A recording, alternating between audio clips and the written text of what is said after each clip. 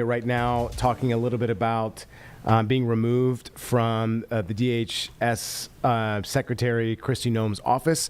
Let's go to this now.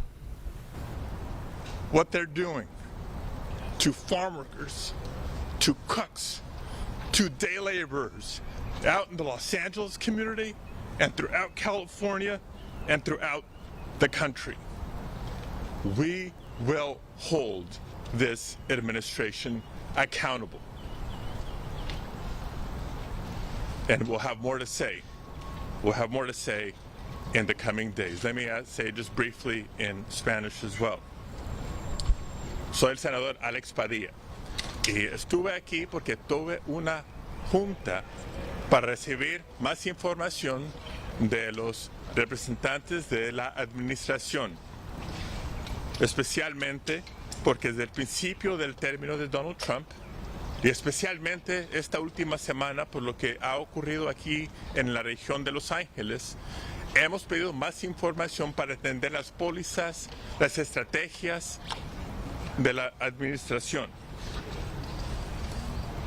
Y las respuestas han sido mínimas. Tuve una junta aquí para recibir más información cuando me di cuenta que la secretaria Noem tenía una rueda de prensa en el mismo edificio, en el mismo piso.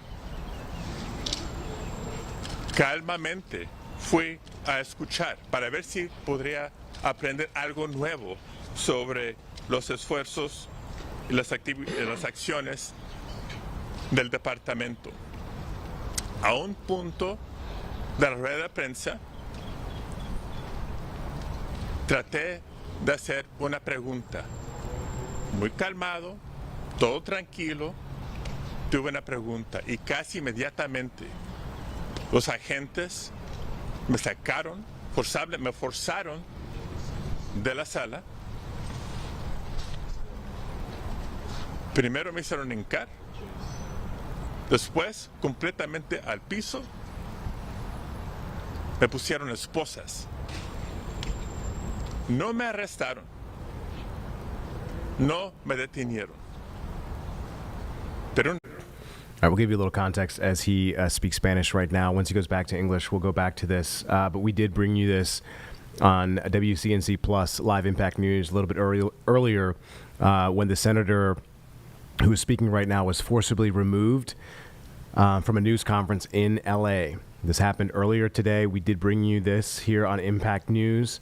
He was trying to question, I believe, Homeland Security Secretary Kristi Noem in this briefing in L.A. I'm sure this was on the situation that's ongoing there in L.A. and in California as a whole. And apparently from NBC News, he was briefly detained even after trying to question. So it sounds like he's speaking in English. We'll go back to it now. For not just the community here in Los Angeles, but throughout the country.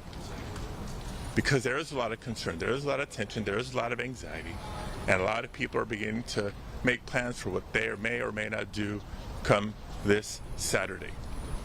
I encourage everybody to please peacefully protest, just like I was calmly and peacefully listening in that press conference and preparing, attempting to ask a question.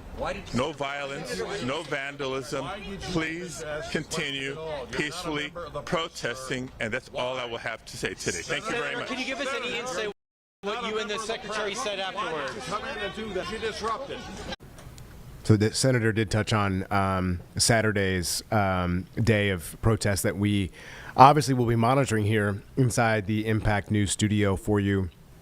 On our Saturday, the senator asking folks to please peacefully protest, asking for no violence, no rioting, no scenes as we've seen in nights before in certain instances. So yes, I think going into this weekend, a lot of people are apprehensive about what will happen. I think the question for a lot of folks is what's next, especially after seeing some of the images that we've seen over this last week.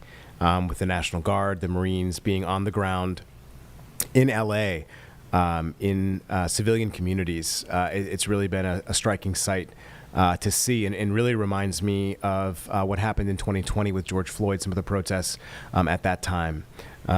So yeah, just very interesting scenes. Obviously, this is history playing out in front of us. Yes, just some striking things that happened today. I don't think I've ever seen a sitting senator having somebody put hands on them in kind of where we. Sorry? Yeah, we're going to show the video. Let's go to that.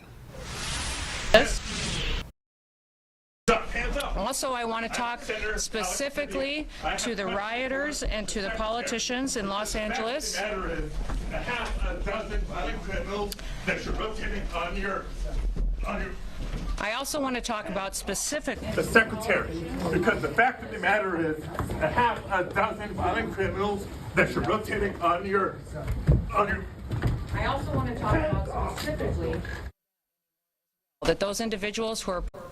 All right, so that's what happened earlier, and as I said, we had it live for you on Impact News, which is why we are asking you to keep this on throughout the day, especially in times like what we've seen. It really does give you and give us an opportunity to give you in-depth coverage longer than what we do on our linear shows throughout the day as well. So.